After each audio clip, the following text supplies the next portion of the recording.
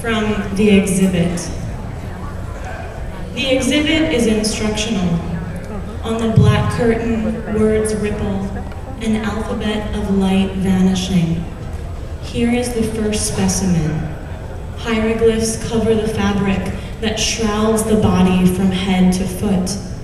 The body that has been folded into an impossibility, or the smallness of form. There are places we do not trespass. There are places we must let others trespass. All that can be done is to hold breath until the river. The bones become transparent, highlighting the teeth. A static jammed thing you were told late at night, a question you were made to answer. The exhibit says you must. The specimens in their glass boat say, we can wait. In the mirror, you see your child self. With the boy, you build traps for the girl. With the girl, you build traps for the boy. Here is the knotted rope. Here are the hickory slats and splinters of bone. The exhibit says they can only belong to you. 2. The exhibit is pointing in a direction only you can see. There are arrows on every wall, and the arrows point to hands. It is suggested you consider including the names that have cut deeper. You don't. Instead, stand before the mirror as the cotton is tucked and the light is revealed. Here is the body, its codes. Here is the flat belly parenthesized in the pelvis. Here are the numbers descending the steps. Some water you ache to drink, and the wrong thing to say, always the wrong thing. The exhibit asks you to make a decision. Each direction waits.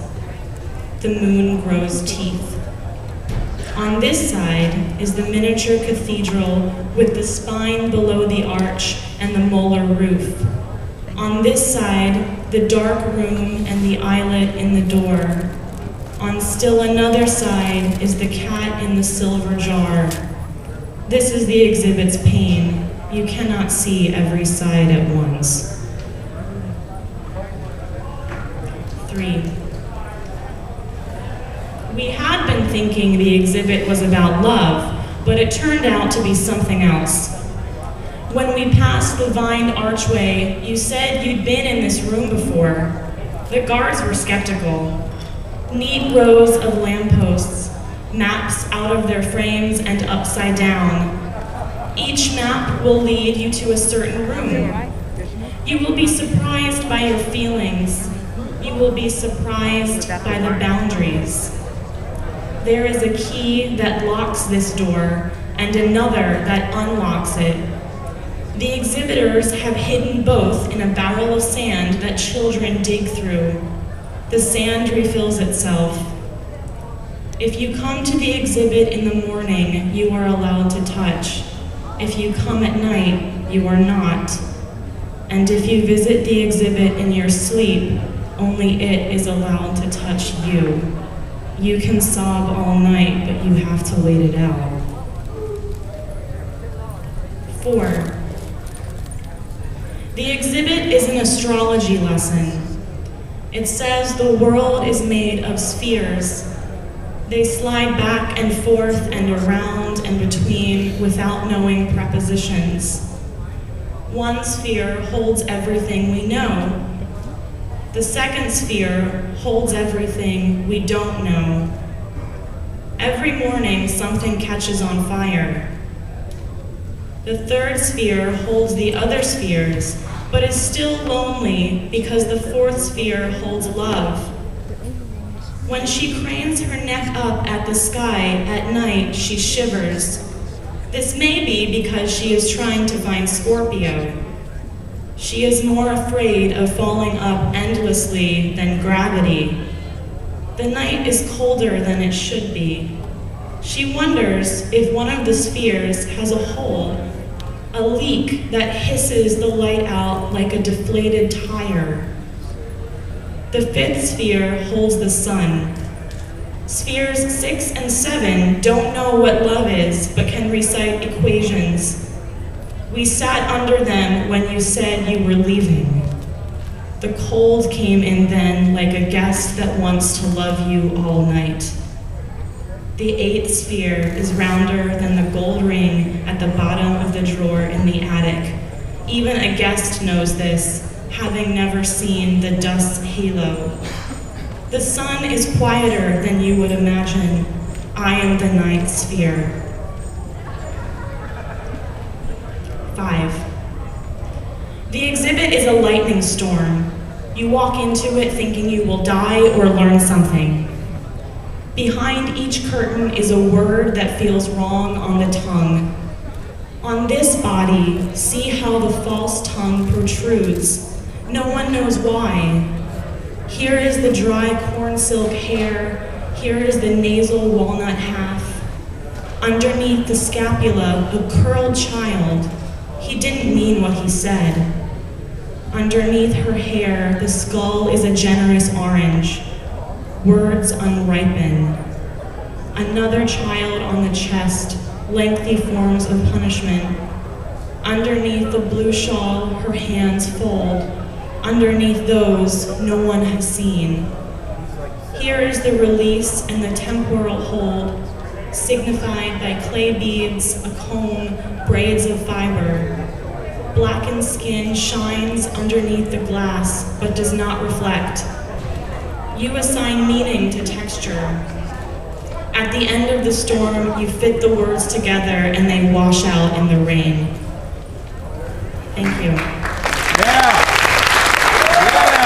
Very good.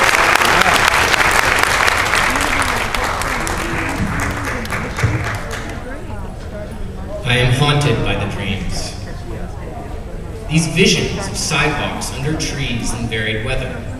Indiscriminate in their attachment to time and place, they flash and leap about, playful as a lantern dancing lit above the deepest water. As beads strung along twine, they are connected, but as twine breaks and beads scatter, so does the memory. The richness of a full bucket, splashed to vanishing upon some now glistening garden's pebbled path, emptied only to be filled anew. At this point, the visions shatter, and I am returned to an empty railroad yard in the middle of nowhere with a drink in my hand, and there's a star outside. And it is nighttime, and I've been doing something terrible lately, involving this nice woman I don't really care for, but seem to let spend time with me nonetheless. I've been down this road before, this path of letting people into my house just to watch them scream and fiddle as it is burned to the ground. The look of ashes on the cheeks is so becoming and makes me happy inside, which is nice because lately it has been so difficult to smile. All the birds I see are black and larger than I'd like, or they are massed and swooping, like the wall of grackles that descends when dusk falls in West Texas.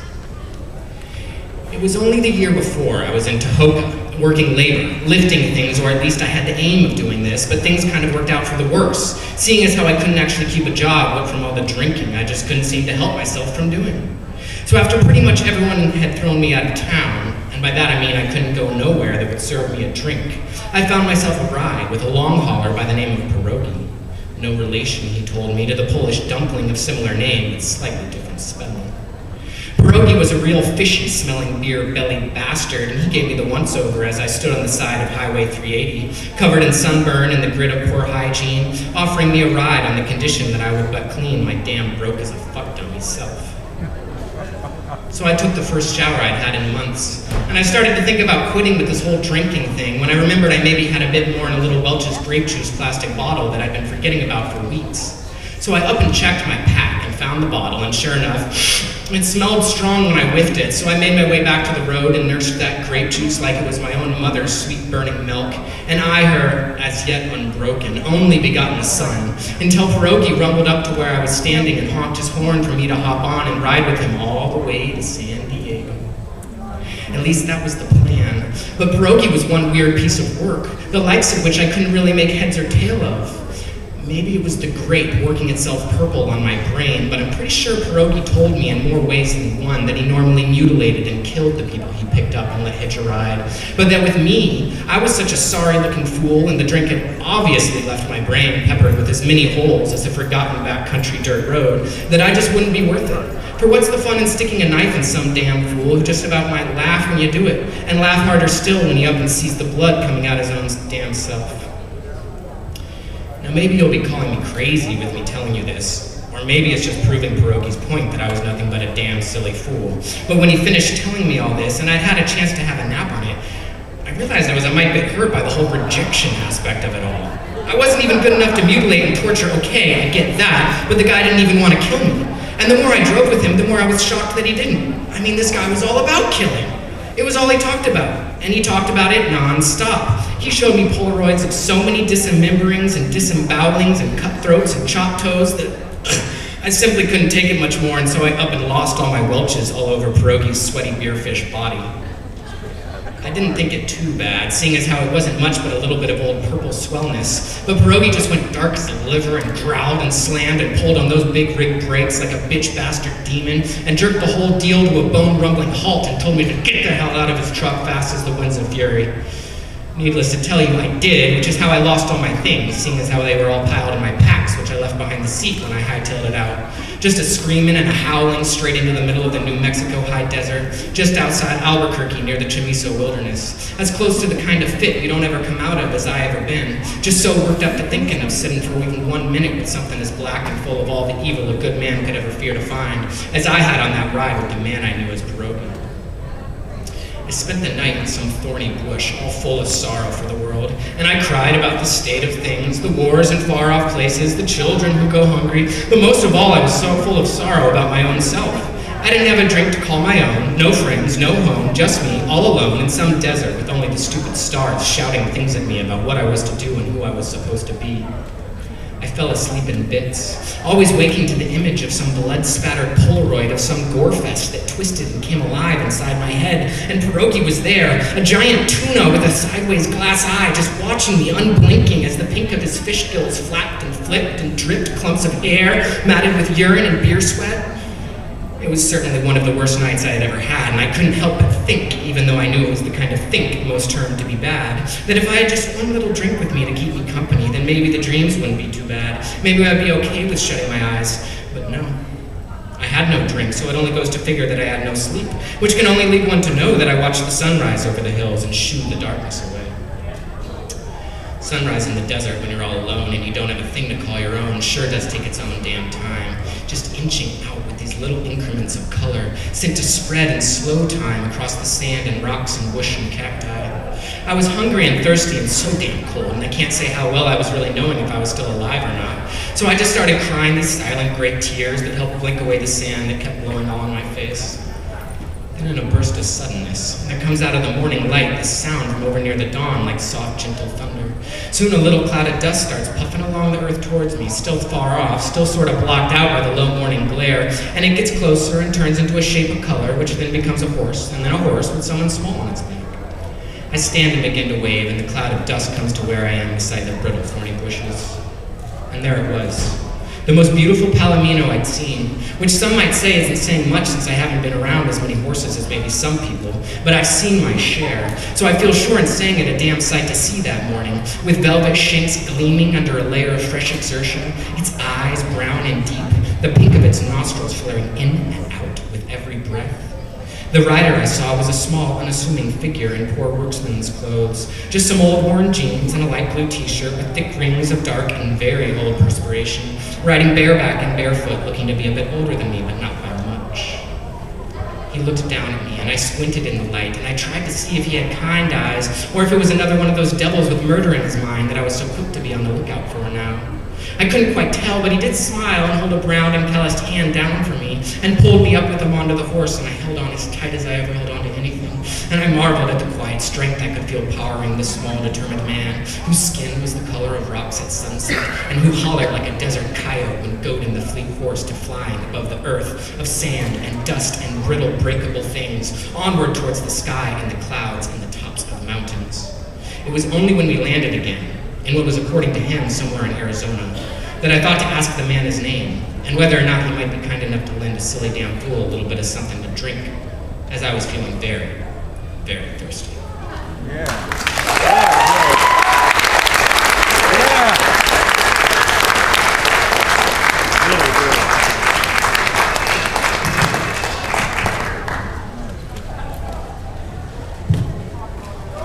News leak.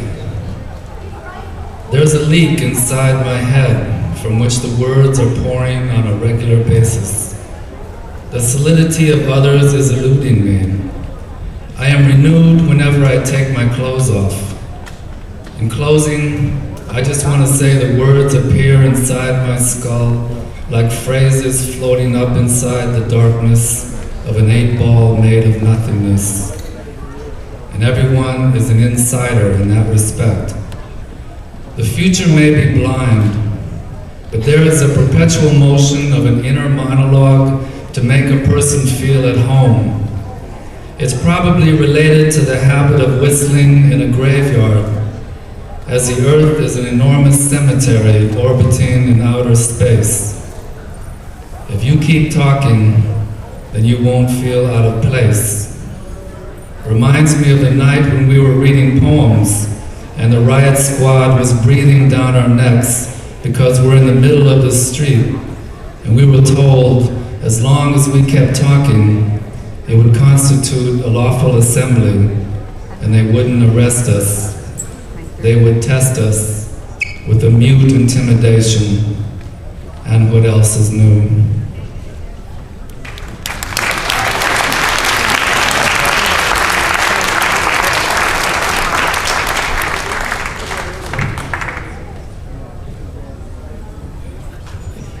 The pilot took the revolver from the seat of the cab the second the men turned their attention and he saw moonlight reflect crow's feet and gambling deck like a funhouse mirror.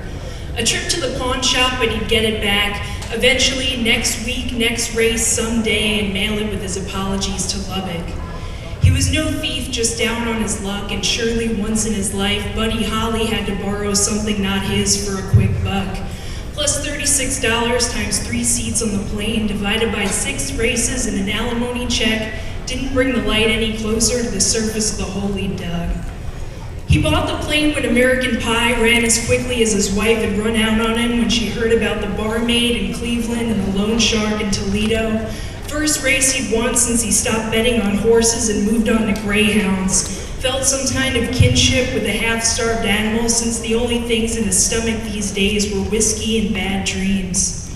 Never took any tests, felt he would be a natural at flying, joked at the bar he never wanted to be a part of anything that would have him as a member, FAA, AA, or the human race included. He picked up the men at the club, seeing gold mines and guitar cases, and felt like this time things had really turned around. Maybe he could be their private pilot, fly them around the world, heard that Amsterdam had the best hash and the blondest ladies to steer the plane from his lap. In the fray of slurring thoughts, he never phoned a flight plan, seeing as he didn't have a license and the whole damn thing would only take an hour anyway. Fancied himself a renegade, the Charles Lindbergh of drunks, and he reread the manual on one-engine jets as the 3 men settled their suitcases. They were in the air for 5 minutes, tinnitus and excitement buzzing away sleep before the wings of the plane frosted like Gabriel in a hell, freezing over and the earth stood still, while the dial spun like 45s and the radio crackled no signal from the tower, like the noisy seconds before a record turns over. The pilot assessed the situation, knew from the manual he had 20 seconds after a nosedive before his air heart ceased to beat, pulled up on the shifter, radio to Mayday, to air traffic control, to God, to no one, and found gunmetal was warm like the taste of pennies and unfair like the coin toss that had brought them there. His brains landed with butterfly wings on some cloud next to a bookie calling himself St. Peter. Buddy Holly held his head between his knees, prayed the Lord to keep his glasses, the nightmare of the nearsighted, hailing Mary and cursing the bastard Waylon Jennings in one stolen breath, all the while Richie Valen's ears popped, filling with blood and then silence while the tin box sang like crickets, shook them like popcorn over a sleeping Iowa. 20 seconds and the glass broke in black frames, a million diamonds shattering from a television screen, an explosion in his eyes of pictures and music, all dance halls and girl screams, the turbulence, a million years in a second, and a flash bright as an Amarillo sunset before the Big Bopper said, "Baby, it's over." And somewhere, someone shakes a transistor radio, wondering what happened to the music.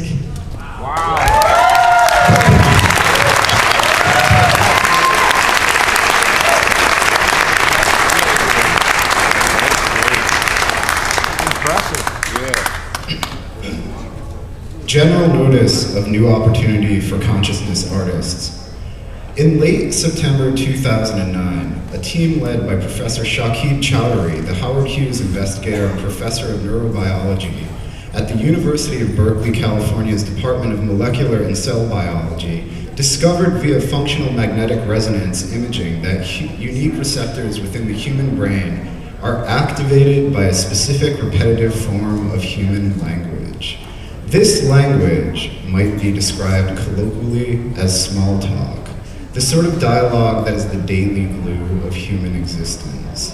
Despite extensive testing, no other form of human language has been found to activate the aforementioned portions of the brain, leading to speculation that these receptors are an atavistic remnant of prelingual evolution, perhaps offering the first hard evidence of Rupert Sheldrake's morphic field. Through the auspices of several peer-reviewed studies, it has been determined that the incidental scenes of celebrity sex tapes, the moments in which there are no quasi-reproductive activity, but rather in which the participants communicate verbally between their tristing, are the purest distillation of this form of language. A program funded by generous grant of the Ford Foundation has been instituted to read the following text at a series of points throughout the contiguous 48 states. Each point has been chosen for its relative position in a vast plotted mandala. The hope is that when this text has been read at each designated location, the mandala will activate a resonance within the morphic field. It has been speculated that such activity may, perhaps, open the 10th ether of John Dee and Edward Kelly, instituting a state of Corazon on planet Earth. No record of these readings will be made public. Parties interested in participation may contact the Ford Foundation at 320 East 43rd Street, New York, 10017. The text. Transcript of dialogue from a video in which Paris Hilton uses a computer topless while preparing to smoke marijuana from a dragon-shaped pipe with Tommy Hilfiger model Jason Shaw. Jason Shaw, I want to see if our camera works.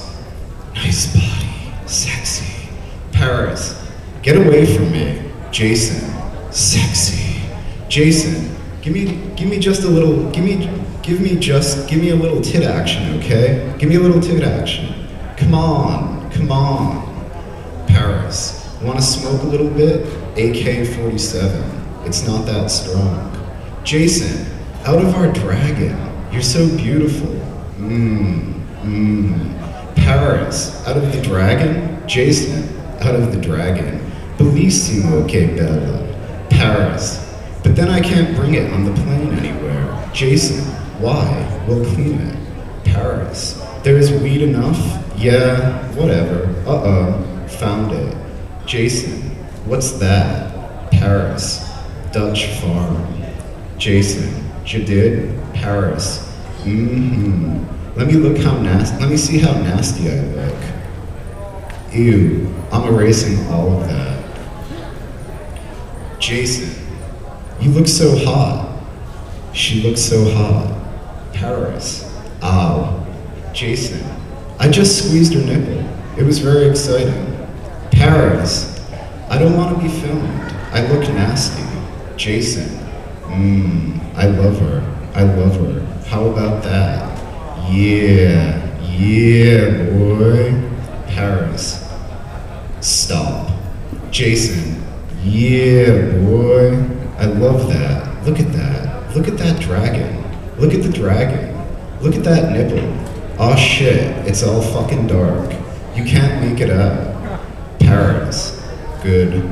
Jason, give me some light for the nipple. Give me some light for the nipple. That's bullshit. I bet you we can see it. Paris. I have all this like fucking cucumber shit on my face. It looks gross. www.dutch.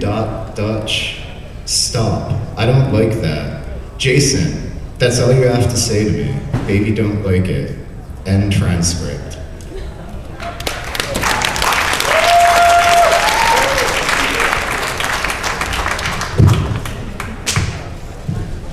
This is called Beside Her.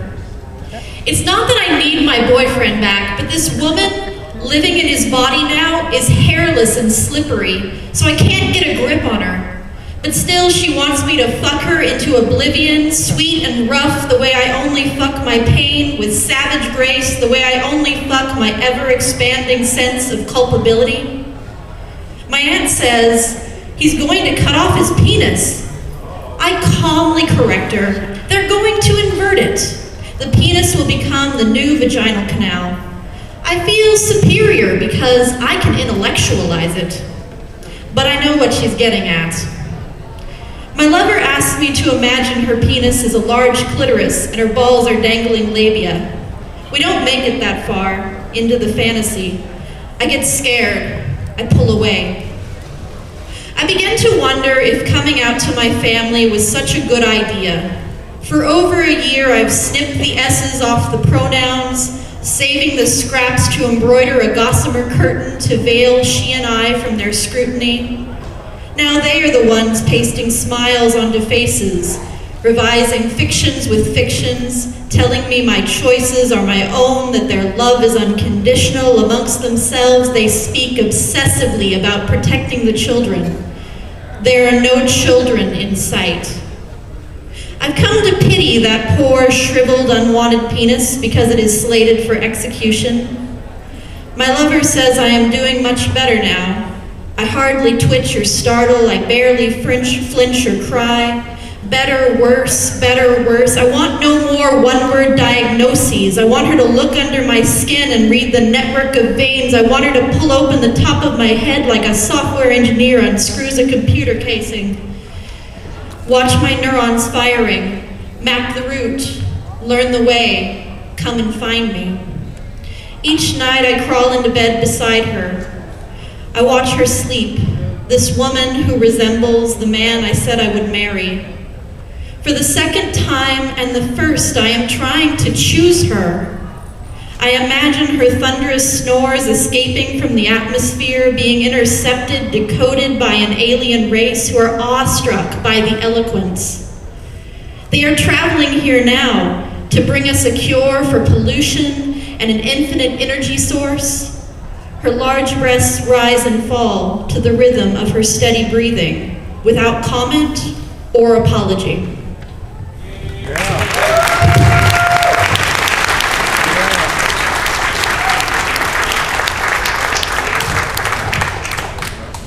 This is called Understanding. We talk in planets, atmospheres, transient amulets, often lost in thinnest air. Transient, ambience, intentions losing air, a soup of stars, lighted last words listing, missed conversations cast out, crossing breaths toward atmosphere, slipping stars of sand through words of hair.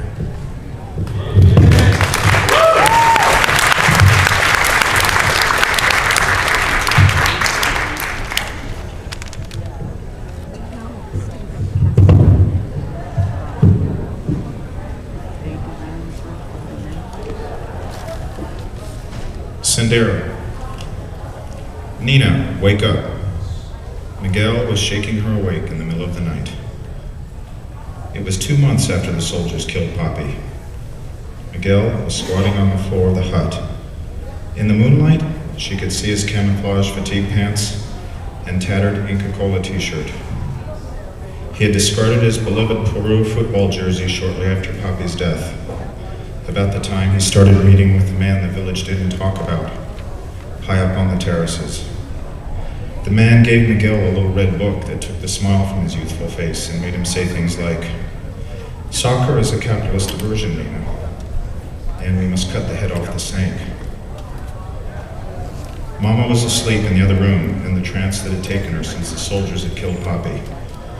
An alpaca skin and entrails were drying on a wooden rack by the dead fire. Cooking pots and firewood were stacked neatly by the wall. "Miguel," Nina whispered, "what is it?" But she already knew. Outside the hut in the shadows, Shining Path cadres waited silently for her brother.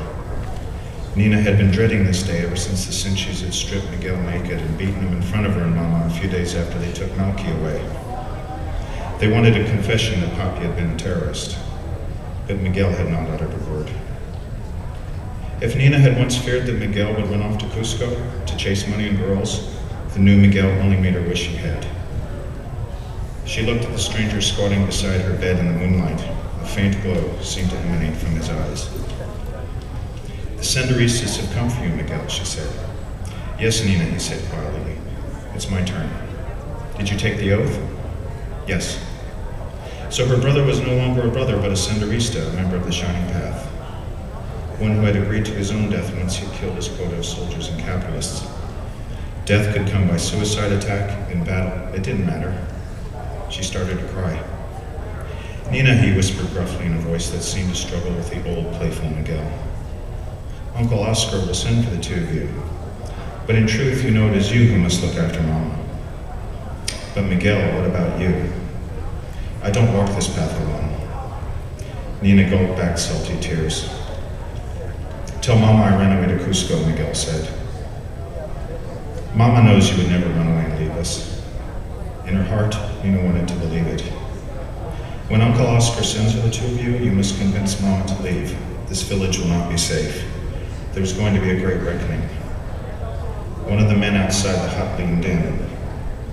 "Comrade Sampson," he said quietly, "it's time to leave this life behind." They had already assigned him his new name. "Miguel," Nina said, "does it do any good for me to plead?" Miguel put his rough fingers over her lips. "It's done."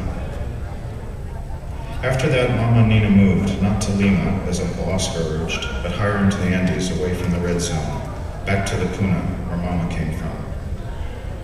Lima was a sewer for the Spaniards, Mama said. Nina had just turned 13. Shining Path guerrillas were killing more soldiers, and she wondered how many Miguel had killed. Whenever she learned of a soldier being killed, inside she was secretly pleased. She knew that was wrong because the guerrillas did many wicked things as well. But she couldn't help wondering if Miguel had found the soldier who shot Papi and sliced the bottoms of his feet open before forcing him to take the walk of death. Nina had seen bodies floating down the river. One day she saw a soldier bloated in black, and she thought, did my brother kill him? How bitter she felt at times. Eventually became an overall feeling of what was happening to her people. Before they left Juanin, the soldiers came and a sergeant questioned Nina. Had the Tarucos been here? No. Was she sure? Yes. Where was her papa? She didn't know the soldiers would not let them have his body. He was probably in the country somewhere, wherever the soldiers took him. The sergeant said she was very bold. Where was her brother? He ran away to Cusco. Your brother is a coward, the sergeant said, and touched Nina's hair. I'm 13, she said, and moved away. And if my brother were here now, you would not do that. He nodded and asked Nina to comb her hair for him. She said no. He asked again, saying he didn't want to hurt her, only wanted to brush her hair. So she brushed her long black hair while he watched, and she thought, Miguel will kill you too. Thank you.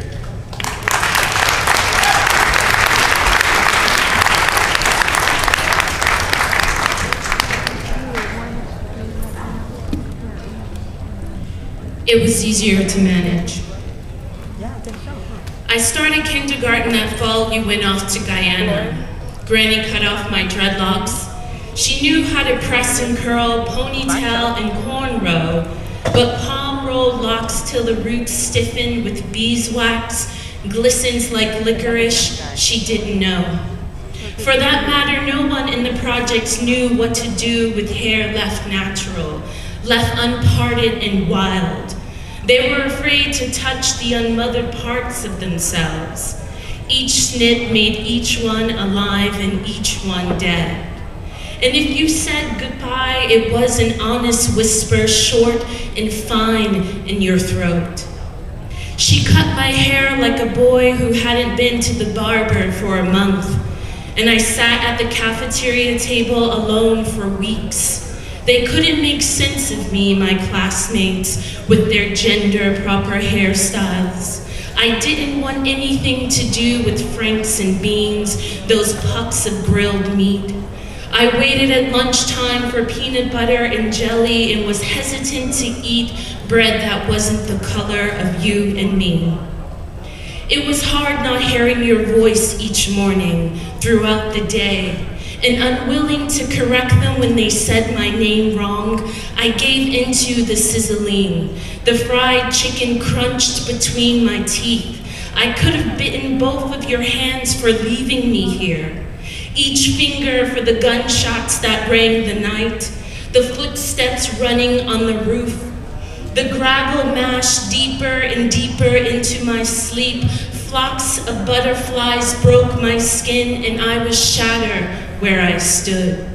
A whole constellation of wondering if I could throw myself to the sky, coated with urgent whispers. You see that I missed you, that the barter was unfair, that you mistook me for sheep. Thank you.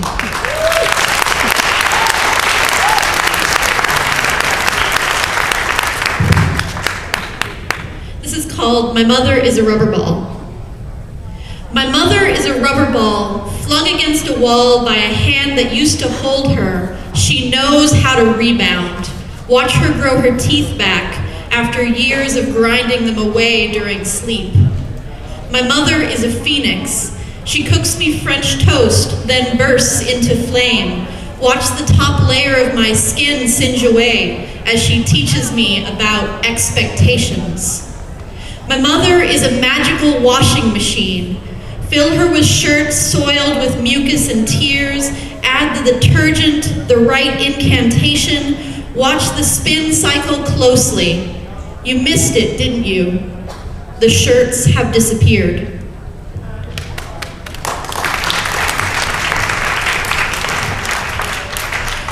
This one is called Turn Your Car into a Living Room. You read this line crossed out in a friend's poem, but she's not really your friend. You'd like her to be, but she isn't. But we'll get to that. Amidst the pretty baubles of lyrical phrasings, the line hardly holds your attention. It is right that this line be crossed out, you think to yourself. Judicious, almost virtuous. The line can feel you judging it, which is why it begins to haunt you. Turn your car into a living room. Clearly, you are being instructed. But instructed to do what? You park your car at the edge of a mythic suburban neighborhood, a neighborhood which has not yet sufficiently invested itself in the real to have begun establishing parking laws. Your car sits motionless for an entire week.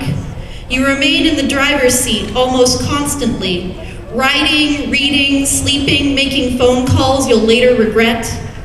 You leave your car only for biological necessities like burritos and bathrooms. Your car has a lot of windows, 6 to be exact, but it is still a room, you reason, as long as it remains stationary. You are living in this room so long as you refuse to think of the arrangement as temporary. Your decision to allow your car to become an immovable object meets an unstoppable force. Indian summer. Why do they even call it that? Why are you allowing such blatant colonialism to creep into your poem? In any case, the weather turns the overcast sky to sunny, and the afternoon sun makes the air inside your 4-door hovel an ill-ventilated sauna of stale air that smells vaguely of cheese. Eventually,